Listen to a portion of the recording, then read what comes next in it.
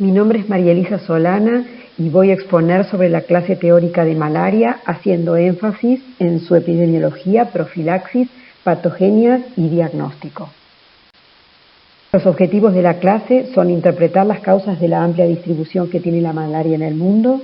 razonar sobre las medidas profilácticas posibles a partir del conocimiento del ciclo biológico que presenta el parásito y sus posibles formas de transmisión, interpretar la patología que se desarrolla durante el curso de la infección por este parásito en función de los mecanismos patogénicos, reconocer las distintas alternativas diagnósticas, los alcances que éstas tienen y las limitaciones que ellas presentan, y por último reconocer la malaria como un problema de salud de magnitud mundial. Para ello vamos a exponer sobre los contenidos de la distribución mundial de las especies de Plasmodium y los vectores que la transmiten, los métodos de profilaxis ambiental e individual, el desarrollo de anemia y las complicaciones de la malaria, los métodos de diagnóstico de rutina y los métodos rápidos, y cuál es la situación actual de la malaria en América y el resto del mundo. Vamos a recordar que el agente que produce la malaria pertenece al filum de los Apicomplexa dentro de la subclase de los coccidios, y como tal se caracteriza porque todos los estadios evolutivos de este parásito presentan en su extremo anterior un complejo apical que está implicado en la invasión de la célula hospedadora. Este orden es el de los Hemosporida, que a diferencia de los otros coccidios intestinales como Toxoplasma y los coccidios intestinales que son oportunistas para individuos inmunocomprometidos, el Plasmodium desarrolla su ciclo de multiplicación asexual en las células sanguíneas, por eso pertenecen a este orden. Conocemos 4 especies que producen la malaria humana, a saber Plasmodium vivax, Plasmodium falciparum, Plasmodium malariae y Plasmodium ovale, y recientemente se ha incorporado Plasmodium knowlesi como una zoonosis, ya que es propio de los simios, pero se han hallado casos humanos de infección por esta especie de parásito. En cuanto a los datos epidemiológicos recientes, que son del 2017, hablan de que en este año se produjeron 219 casos de malaria en los 90 países endémicos del mundo. De estos casos, el 92% de ellos están distribuidos en el África, así como el 93% de las muertes causadas por paludismo también se circunscriben a este continente, y de ellos la mitad de los casos se ocurren o se distribuyen en 5 países, a saber Nigeria, la República Democrática del Congo, Mozambique, India y Uganda. Se produjo la muerte en 435.000 personas, de los cuales el 61% de ellos son niños menores de 5 años. Tenemos que tener en cuenta que en 2017, gracias a esfuerzos aunados de diversas entidades locales y en particular de la Organización Mundial de la Salud, la financiación total del control y la eliminación del paludismo en el 2017 alcanzó una cifra estimada de 3.100 millones de dólares. Recordaremos entonces que las especies humanas son Plasmodium vivax, Plasmodium falciparum, ovale, malariae, y se ha incorporado Plasmodium knowlesi, cuya distribución se encuentra íntimamente relacionada a la presencia del vector biológico, de los cuales sabemos que se tratan de las hembras de los mosquitos anófeles. Esta distribución tiene que ver con que estas especies se distribuyen diferencialmente según la altura y el régimen pluvial que permite el desarrollo de este insecto que, como recuerdan, desarrolla sus estadios larvarios en cuerpos de agua. Los grupos de riesgo están constituidos fundamentalmente por niños pequeños que viven en áreas de transmisión estable y que no presentan inmunidad protectora contra las formas severas de la enfermedad. Esto se debe fundamentalmente a la inmadurez de su sistema inmune y a la falta de protección que le confería los anticuerpos maternos durante la gestación y el primer año de vida. También constituyen un grupo de riesgo las mujeres gestantes no inmunes. En primer lugar, porque es un parásito que infecta glóbulos rojos. Entonces, los altos niveles o intensidad de la anemia comprometen el desarrollo normal de su embarazo, y en el caso de Plasmodium falciparum tiene un agregado en particular. recordarán, Plasmodium falciparum presentan antígenos que tienen alta variabilidad y que le confiere a los glóbulos rojos infectados una particular adhesión a los endotelios vasculares de diferentes órganos. En el caso de las embarazadas, estos glóbulos rojos infectados, y en muchos casos también no infectados, quedan retenidos a nivel del sincillo trofoblasto. Entonces, esta situación de secuestramiento de glóbulos rojos infectados a nivel placentario también afecta la nutrición del bebé y el curso normal del embarazo, induciendo partos prematuros y niños con bajo peso al nacer. Lo mismo también podemos mencionar en su estado de inmunidad. Estos antígenos que acabo de mencionar generan anticuerpos protectores, pero como presentan alta variabilidad, las mujeres que no presentan estos anticuerpos que puedan neutralizarlos son más susceptibles del secuestro de estos glóbulos rojos en placenta. No pasa lo mismo con mujeres que han tenido varias gestaciones, que no son primíparas, porque presentan anticuerpos contra formas anteriores de esta infección y por lo tanto se encuentran protegidas parcialmente porque los anticuerpos neutralizan la adhesión de las variantes para las cuales están dirigidas de estos antígenos en la placenta. Por lo tanto, la probabilidad de que sean infectadas por cepas de Plasmodium falciparum, para lo cual la mujer no presenta anticuerpos, es menor. Otro grupo de riesgo se da en esta región que existe alta prevalencia de coinfección con el virus de HIV. La presencia de Plasmodium retenido a nivel de la placenta afecta la transmisión del HIV, aumentando la tasa de transmisión congénita. Por otro lado, la infección de HIV, al afectar la respuesta inmune, también condiciona y favorece la morbilidad producida por Plasmodium falciparum. De esta situación no solo se ven afectadas las mujeres embarazadas, sino todos los individuos infectados o portadores de HIV.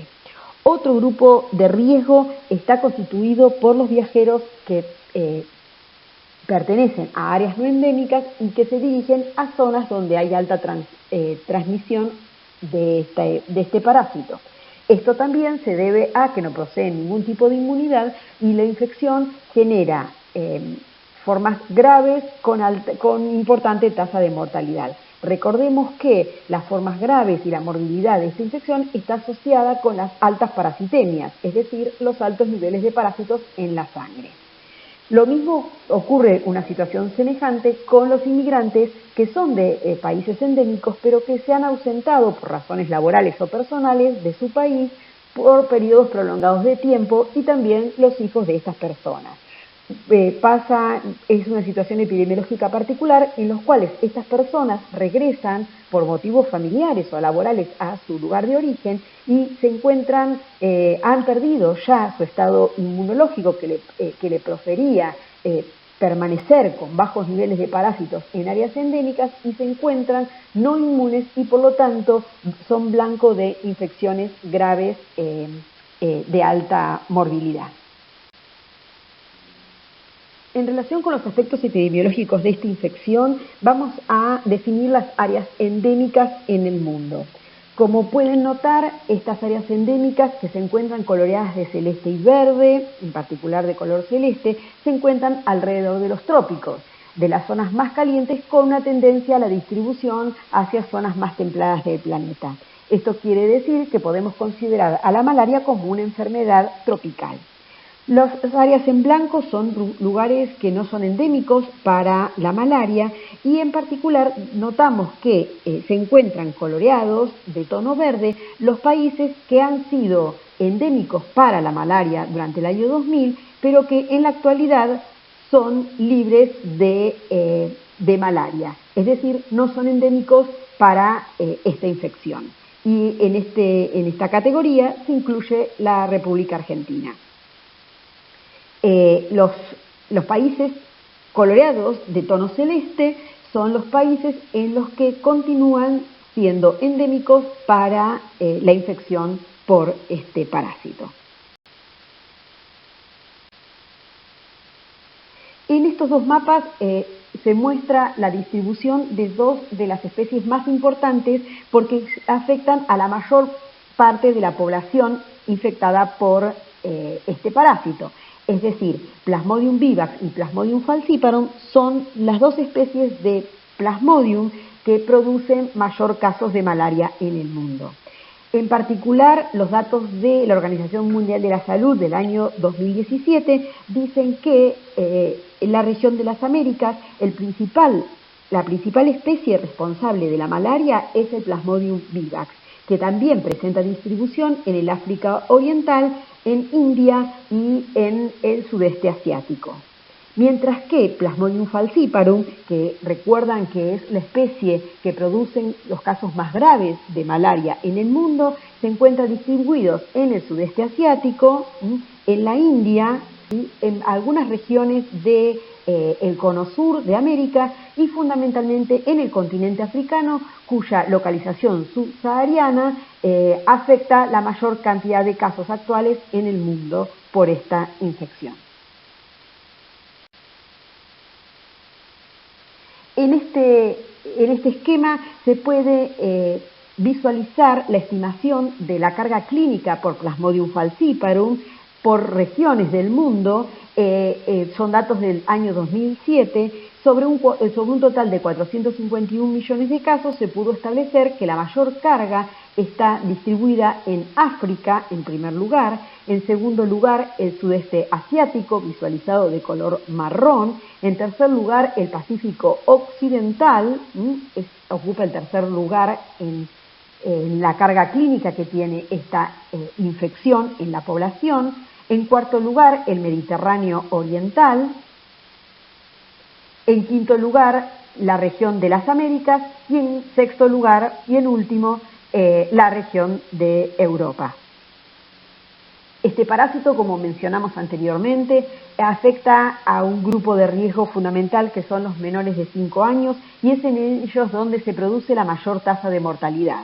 En este gráfico se puede ver cómo las regiones, el continente africano, es el lugar donde se estima en el año 2016 que la malaria ha sido responsable de la mortalidad de este grupo etario, confiriéndose que en las regiones vistas de color morado o los países de color morado, la malaria afecta o produce más del 100 muertes cada 1000 nacimientos en estos países. Es decir, que produce el 10% de las muertes en este grupo etario.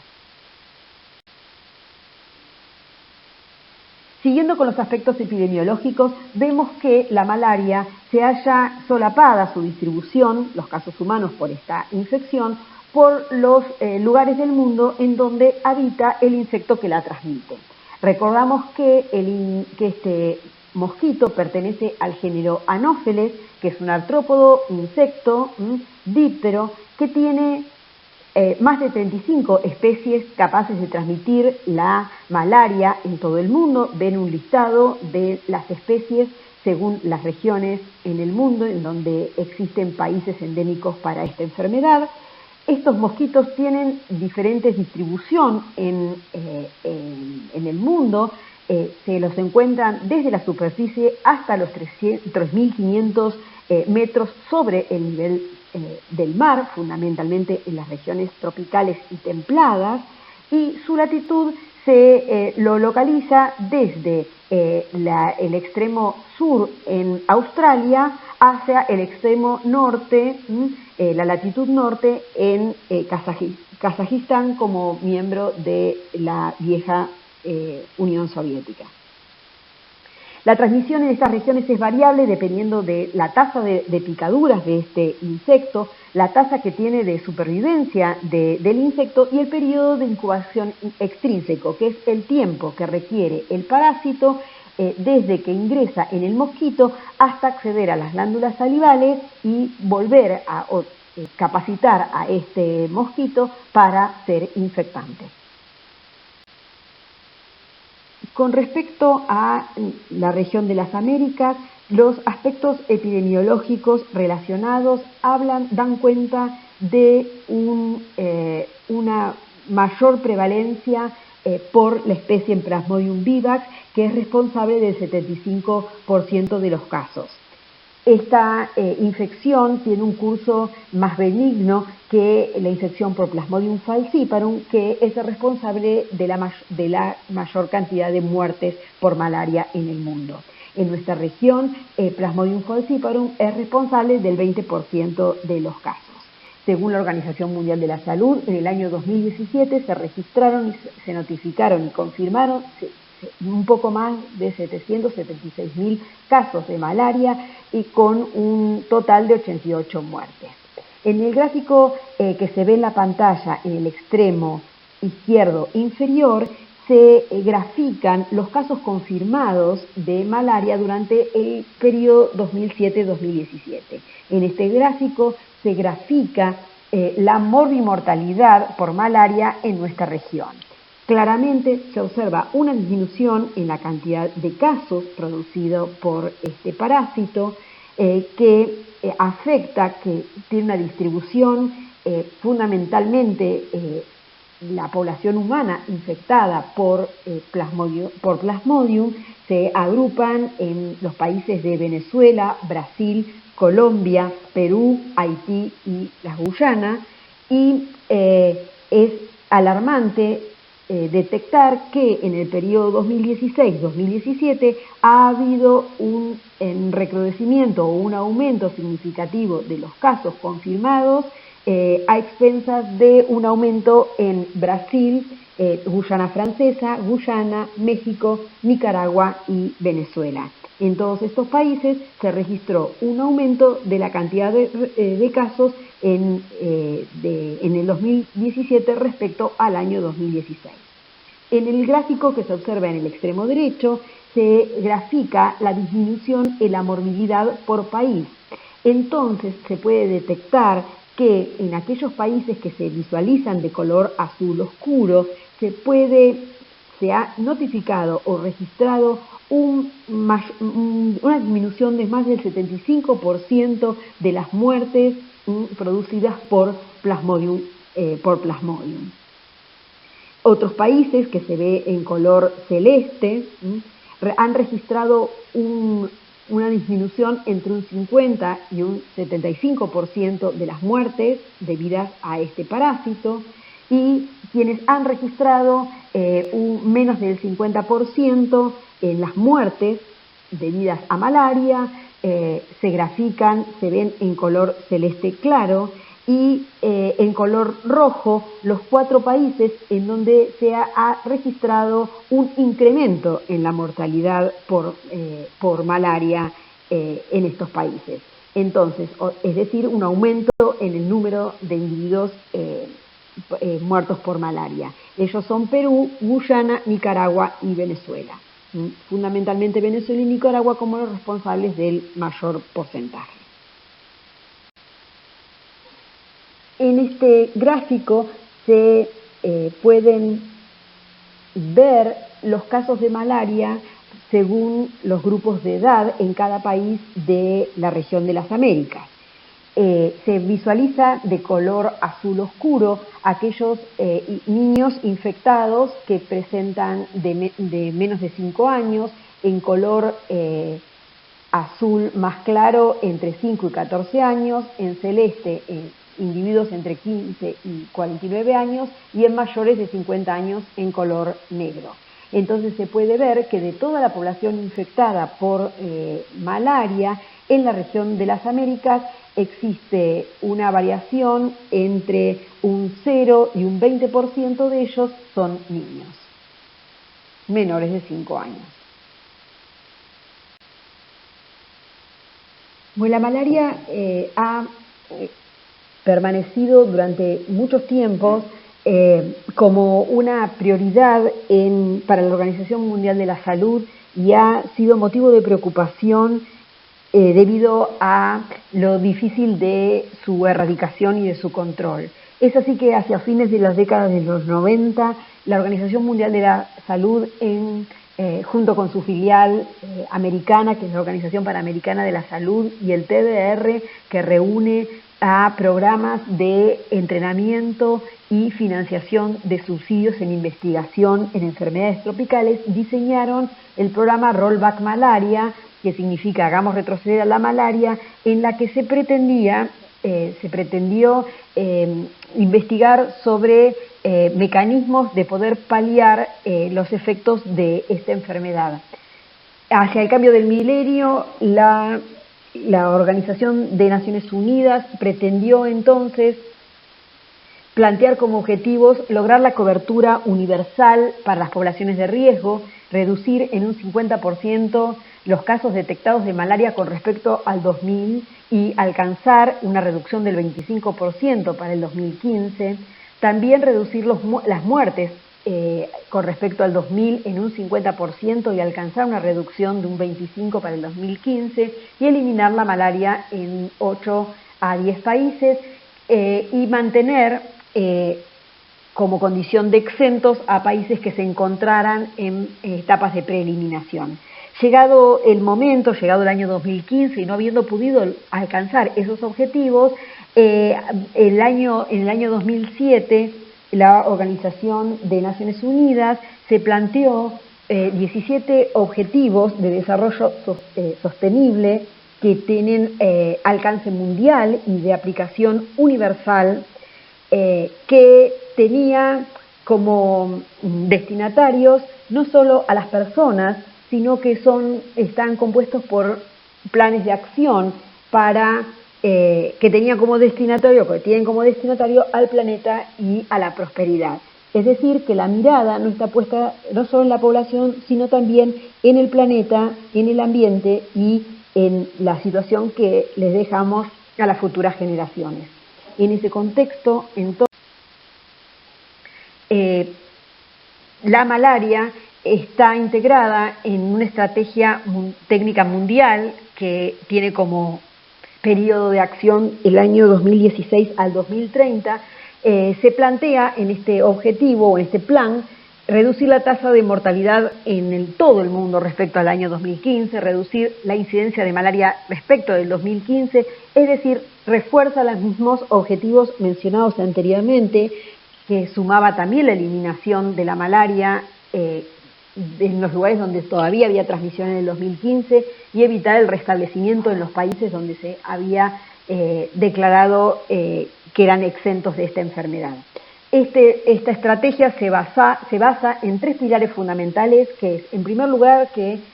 la población logre el acceso en todo el mundo a la prevención de la transmisión de malaria. Esa prevención se basa fundamentalmente en la oportunidad de cortar la transmisión a través de la picadura del insecto vector mediante la entrega de tules o redes impregnadas en insecticidas de acción prolongada para evitar la picadura de mosquitos que tienen actividad intensa nocturna y que tienen hábitos domiciliados. También la fumigación de paredes con insecticidas de acción residual para evitar que aquellos mosquitos o poblaciones que tienen actividades diurnas y que descansan durante la noche no pudieran acceder a las casas o a las viviendas de la población. También el diagnóstico, porque sabemos que acceder a un diagnóstico garantiza un tratamiento precoz y evita el desarrollo de formas complicadas y tasas importantes de mortalidad. Este diagnóstico entonces debe proveer métodos rápidos, sencillos y precisos que permitan la toma de decisiones. Y el tratamiento también tiene que llegar a toda la población que se encuentra en riesgo a partir del cumplimiento de esquemas adecuados, impidiendo mediante leyes adecuadas la compra de medicamentos sin receta, el uso de medicamentos que no son recomendados para esta enfermedad, que se encuentran actualmente en desuso, y el cambio de terapias diferentes a las recomendadas por la Organización Mundial de la Salud. También tiene como pilar acelerar los esfuerzos para lograr la eliminación y alcanzar el estado de exento de la malaria, y para eso los sistemas políticos o el poder político es importante que apoye y financie todo lo relacionado con la detección de casos índice, de casos nuevos, que permitan definir estos casos nuevos y que se despliegue todo un sistema de investigación, de diagnóstico, de vigilancia para controlar entonces la transmisión a partir de ese caso. Y por supuesto también la documentación adecuada en la cual toda la población o el sistema de salud tenga acceso, que sea científica, que sea fidedigna, para poder lograr el estado de exento de malaria y la toma de decisiones adecuadas y el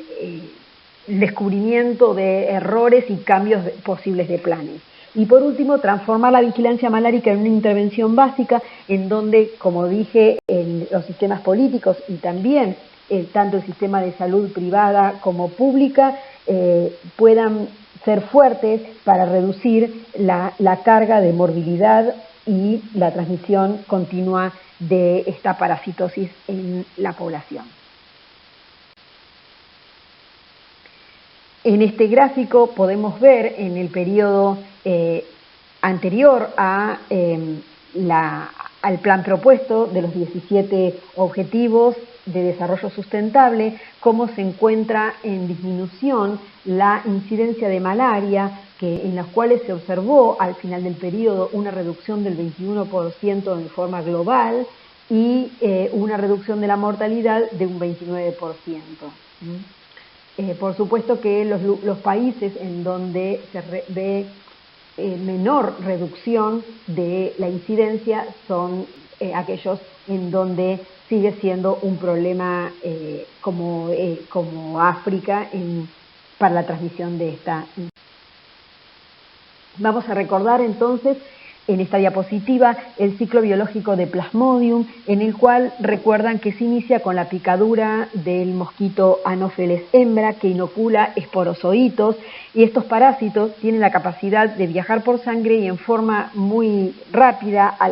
vía sinusoides hepáticos, alcanzar el hepatocito, en donde invaden esta célula para crecer y multiplicarse por mecanismos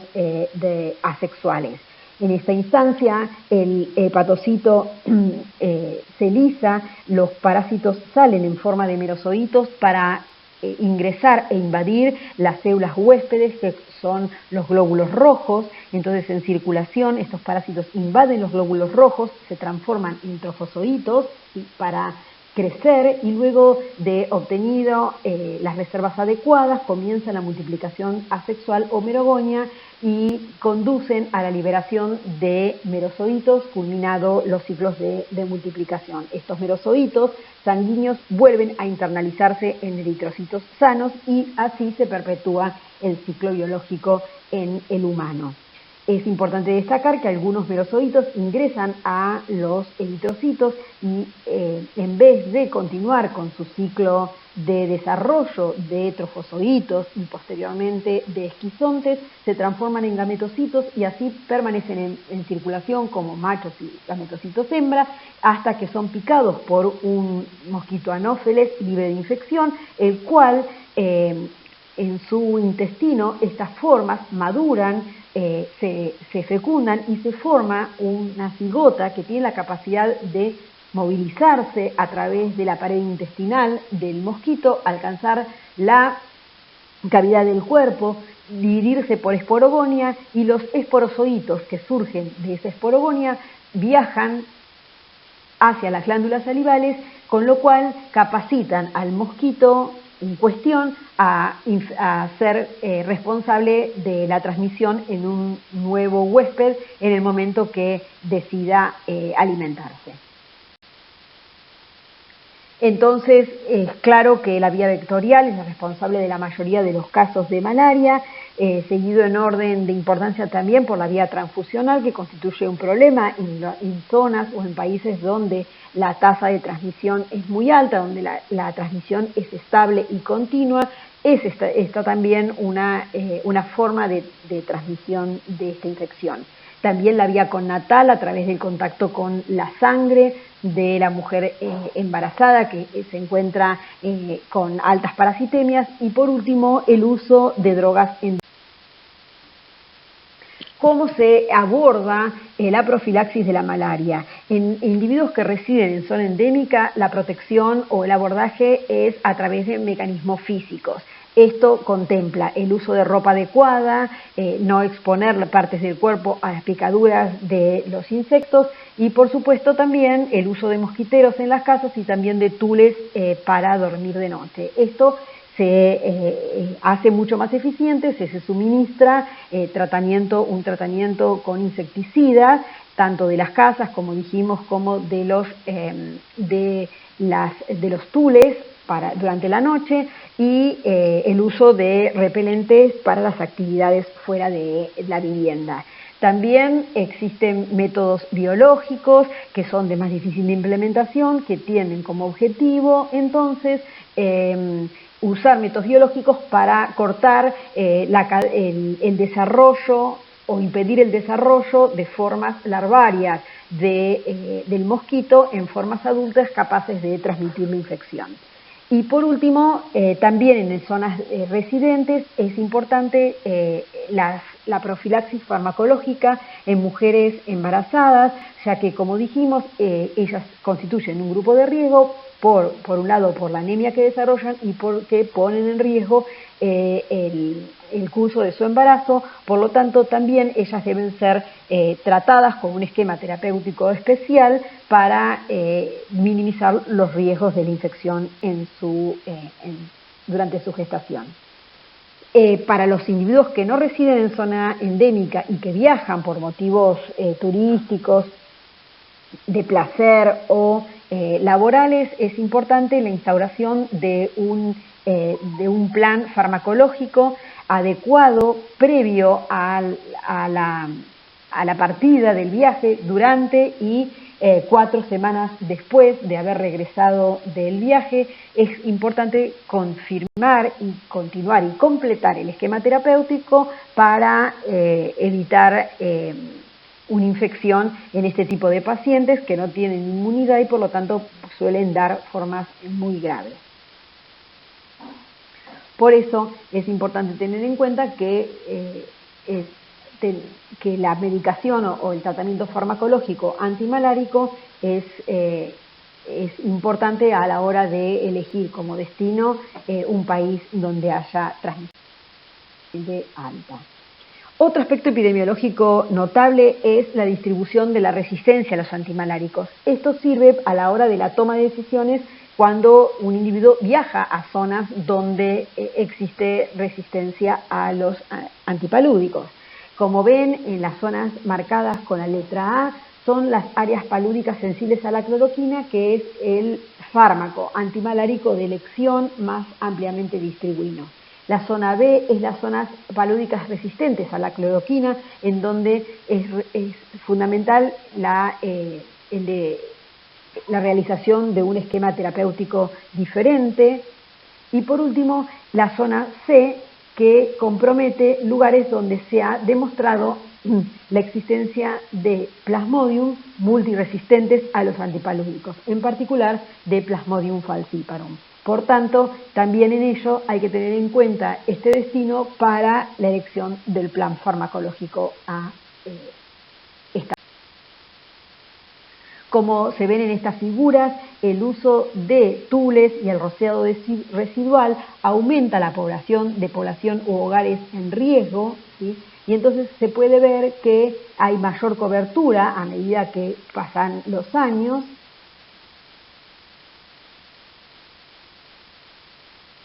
especialmente con al menos aquellas poblaciones que tienen al menos un tool para el control de la transmisión. También vemos la proporción de población protegidas por el rociado, y en este caso vemos que en algunas regiones del África un descenso en la proporción de la población en riesgo que ha sido cubierta por este tipo de planes de control vectorial. Es importante también que recordemos que la fisiopatogenia de esta infección está relacionada fundamentalmente a la anemia que produce la infección del parásito en el eritrocito, a los cambios que le otorga la infección a esos eritrocitos infectados en cuanto a sus cambios en su forma, la deformación, el aumento de la fragilidad, la disminución en el transporte de oxígeno y en el caso de Plasmodium falciparum le otorga aumento de la lesividad. Esto lleva en todo su conjunto a que los capilares sanguíneos se encuentren bloqueados y aparezcan situaciones de anoxia. Esto conduce a un daño hepático y este daño hepático conduce entonces a cambios en los niveles de albúmina, un descenso de los niveles de albúmina y a la consiguiente malaria cerebral, así como insuficiencia hepática y también trastornos en riñón a partir del desarrollo de una insuficiencia renal agudo por la presencia de antígenos y anticuerpos en circulación. Para esto vamos a recordar entonces que un grupo de riesgo son, como dijimos, las embarazadas cuya infección malárica les produce anemia y el consiguiente efecto que la anemia tiene una mujer embarazada en el desarrollo de su gestación, aborto, parto prematuro y bajo peso. Entonces, acá se grafica en esta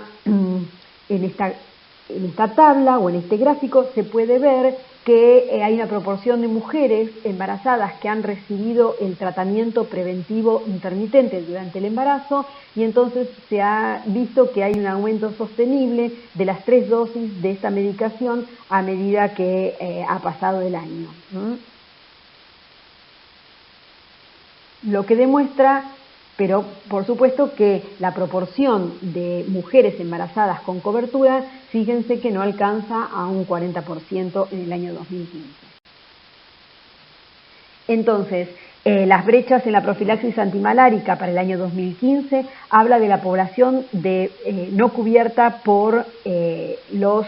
sistemas de uso de mosquiteros, de rociado y de tratamiento de las embarazadas, y como se puede ver, para el año 2015 todavía existía un 43% de la población que no estaba cubierta por el mosquitero o por el rociado, que el 69% de las embarazadas no recibieron las 3 dosis adecuadas de medicación intermitente preventiva durante el embarazo, y que el 37% de los niños con fiebre no fueron asistidos por el sistema de salud. Con respecto al diagnóstico de malaria, existen métodos convencionales y métodos más modernos y rápidos. Con respecto a los métodos convencionales, son las conocidas gota gruesa y frotis, que se realizan por extracción de una gota de sangre de la yema del dedo, y en el mismo porta se realiza, como se puede ver, el frotis y la gota gruesa. A continuación se debe teñir con giemsa para poder detectar la presencia de parásitos intraeritrocitarios. Este método requiere mucho tiempo y además personal especializado que permita distinguir la infección, y no solo distinguir la infección, sino también atribuir la especie infectante, que puede ser una o puede ser una infección mixta. Este método tiene una sensibilidad del 92 al 98% y una especificidad que llega hasta un 99%. Permite cuantificar también y es muy útil para el seguimiento de los tratamientos y poder detectar eventuales fármacos. El diagnóstico del QVC es un diagnóstico rápido que usa sangre fresca, pero que puede ser utilizado en lugares distantes. Este se usa con sangre entera y tiene como objetivo el uso de capilares impregnados con naranja de acridina u otros compuestos fluorescentes que se intercalan en las bases de DNA, y este capilar tiene además un flotador que permite, una vez que es centrifugada la sangre, discernir entre la capa de glóbulos blancos, la capa de glóbulos rojos. En la zona de glóbulos rojos, si se detecta fluorescencia, corresponde al DNA parasitario, ya que, como sabemos, los eritrocitos carecen de núcleo. Por lo tanto, en la zona de glóbulos rojos, la sangre viable o la sangre fresca, si contiene fluorescencia o se emite fluorescencia, es porque existe DNA, y el DNA es debido al parásito. Esta técnica tiene una sensibilidad de un 98% y una especificidad del 90%, y su mayor desventaja es que no distingue la especie infectante.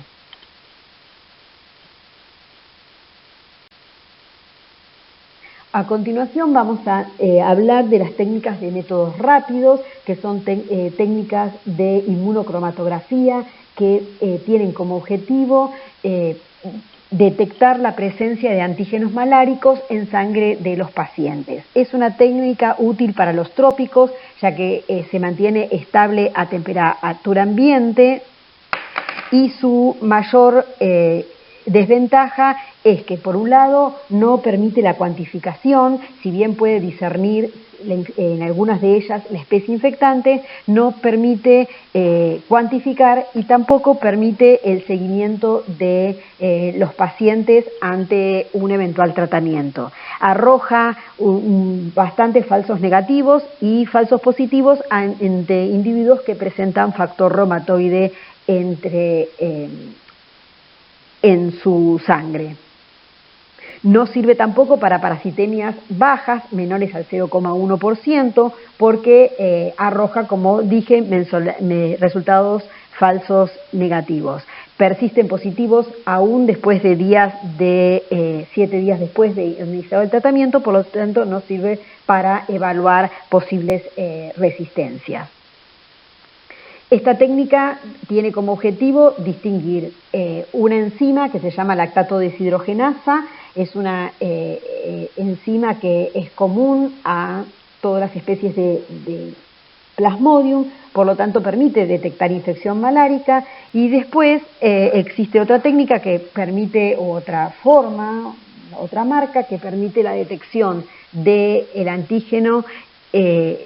de HRP2 o Histidine Rich Protein número 2, que es propio de Plasmodium falciparum. Entonces, para ese caso, permite establecer infección por Plasmodium falciparum, y también permite distinguir, es un antígeno que habla de infección panmalárica. Tiene una especificidad del 98% y una sensibilidad del 90 al 92%.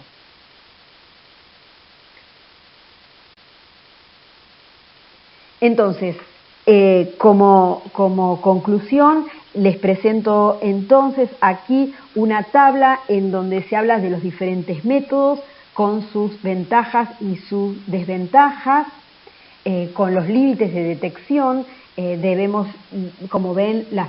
el frotis y la gota gruesa siguen siendo técnicas de fácil realización, baratos, que permite diferenciar especies y de tipo cuantitativa, pero que necesita personal entrenado y no detecta parasitemias bajas, y es difícil la detección de parasitemias mixtas. La técnica de QVC o de naranja de acridina es de fácil realización, no necesita personal especializado,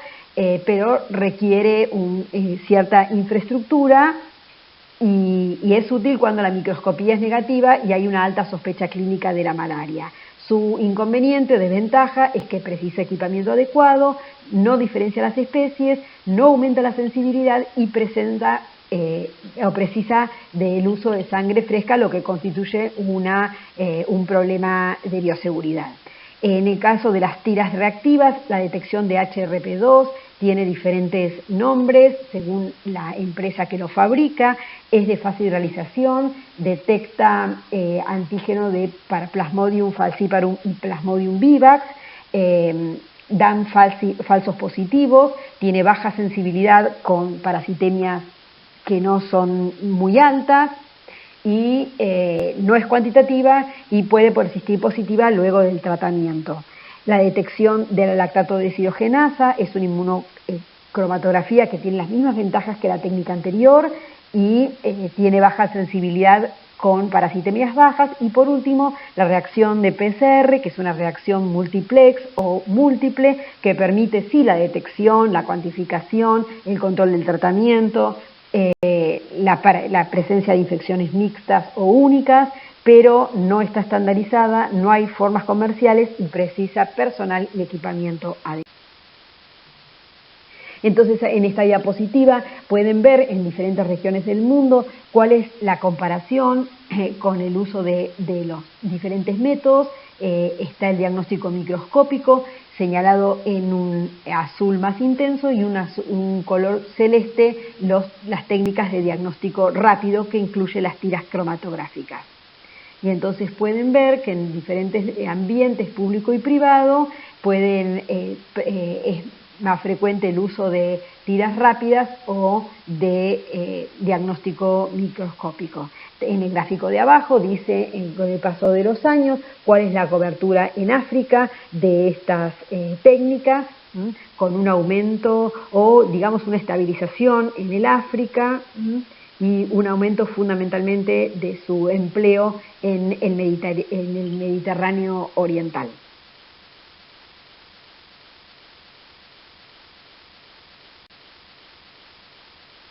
Bueno, en esta diapositiva se puede ver cuál es la proporción de casos sospechosos de paludismo que asiste al centro de salud público y que reciben una prueba diagnóstica de modo rápido por la región de la Organización Mundial de la Salud. Entonces se puede ver que en África este problema ha ido evolucionando, en donde la proporción de casos sospechosos de paludismo que fueron atendidos por una técnica aumentó de un 40 a un más de un 60%, pero esto se mantuvo estable en regiones como la región del Mediterráneo oriental, y se ha mantenido alta fundamentalmente en la región de América, en la región del sudeste asiático y también en la región del Pacífico occidental. Sin embargo, tanto África como el Mediterráneo oriental constituyen todavía una asignatura pendiente. Bueno, vamos a hablar ahora del estado de la vacuna antimalárica. Decimos que es la vacuna RTS, ofrece una protección parcial, es la primera vacuna contra los parásitos, contra una enfermedad parasitaria suministrada a los humanos. Ofrece una protección parcial contra el paludismo, se le da a niños pequeños, muy pequeños, que actúa solamente contra Plasmodium falciparum. Entre los niños que recibieron 4 dosis en los ensayos clínicos en fase 3 a gran escala, la vacuna evitó aproximadamente 4 de cada 10 casos de paludismo durante un periodo de 4 años. Se da a niños menores de 17 meses. Y en vista de su potencial para la salud pública, la Organización Mundial de la Salud ha recomendado la introducción gradual de la vacuna en determinadas zonas de África subsahariana e incluyen Ghana, Kenia y Malawi en el año 2019. Nos vamos entonces a circunscribir a hablar de la situación en la Argentina, en donde se puede ver en el gráfico superior que en los últimos años no se han notificado casos autóctonos. Por tanto, esta situación permitió postularse ante la Organización Mundial de la Salud como país libre de transmisión para la malaria. Para ello hay que reunir un mínimo de 3 años sin casos autóctonos. En el gráfico que se ve en el extremo inferior se puede notificar cuáles son los diferentes niveles o los escenarios de riesgo. Y sabemos hoy en día que los escenarios de mayor riesgo están establecidos en Salta, Jujuy y en Misiones. Entonces, constituyen una red de vigilancia muy fuertemente instalada para evitar a través de las fronteras el ingreso de casos y de posibles casos y el restablecimiento de la infección malárica. Es de notar que se considera un caso sospechoso a cualquier persona que tenga fiebre más de 38 grados, que no tenga una etiología definida y que haya viajado a una zona donde hay transmisión activa en el último año. También, si se están pensando en VIVAX, tiene que haber sido en término de 3 años, antecedentes de haber tenido enfermedades en los últimos años o que haya residido o haya viajado a zonas receptivas de paludismo en el último mes. Entonces, con cualquiera de estas tres situaciones, más una fiebre mayor de 38 grados, se requiere la confirmación a través de gota gruesa, de métodos de frotis, de métodos rápidos o de PCR para el establecimiento de casos y la vigilancia y el establecimiento de medidas adecuadas para su manejo.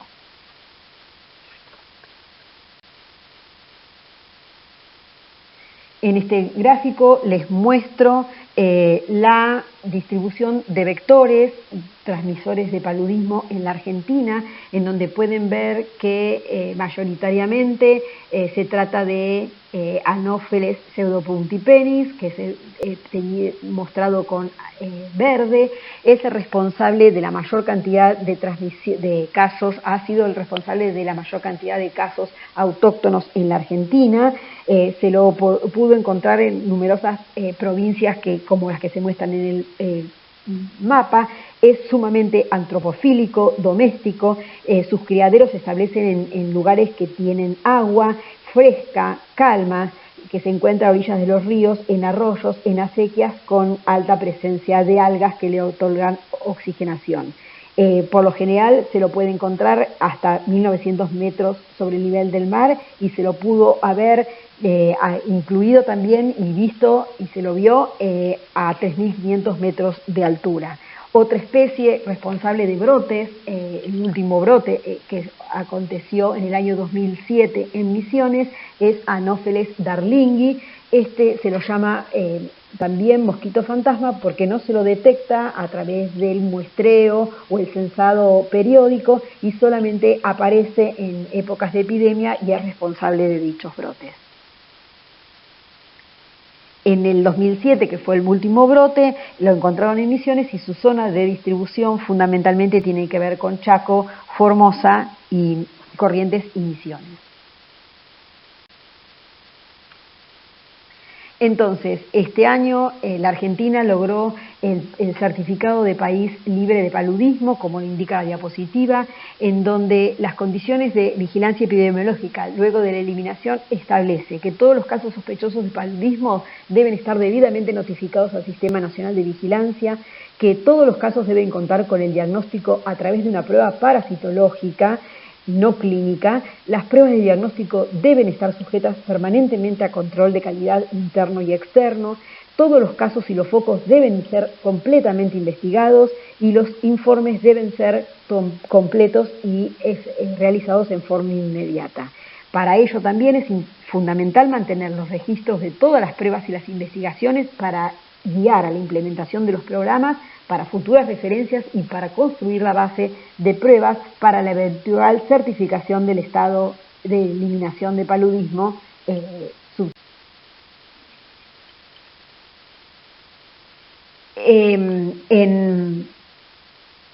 Por eso el Ministerio de Salud de la Nación promueve la alerta sobre paludismo, ya que considerando que Argentina es un país libre de paludismo malaria, que se transmite por la picadura de mosquitos, si se viaja a una zona con circulación de esta enfermedad, que como sabemos se trata en algunos países de América, África y Asia, es menester aplicarse repelente y utilizar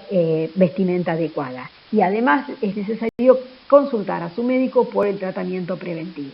Entonces, si al regresar el paciente tiene fiebre, malestar general, escalofríos o sudoración, es fundamental que no se automedique ni que acuda. Entonces, en virtud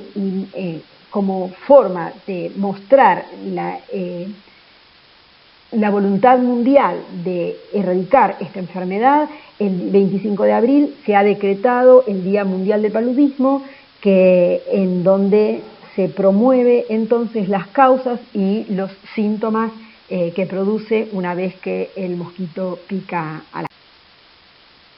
Entonces, como resumen sin conclusiones, la malaria es causada por parásitos del género Plasmodium, es una endemia asociada a la distribución de su vector biológico, que es el mosquito Anófeles, afecta a la población mundial, fundamentalmente niños y particularmente en el África subsahariana. El signo cardinal de la malaria es la anemia relacionada con la invasión de los eritrocitos y que además Plasmodium falciparum puede afectar el sistema nervioso central produciendo malaria cerebral como consecuencia de los trombos que se producen en los capilares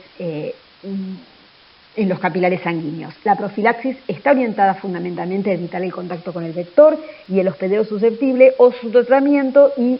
dependiendo del contexto en que se maneje la situación epidemiológica. El diagnóstico es fundamentalmente directo y las estrategias de control apuntan a la reducción de ambientes de cría del vector, a la profilaxis de la población susceptible y al tratamiento de los individuos infectados. Y por último, solo el sostenimiento en el tiempo de estas actividades permite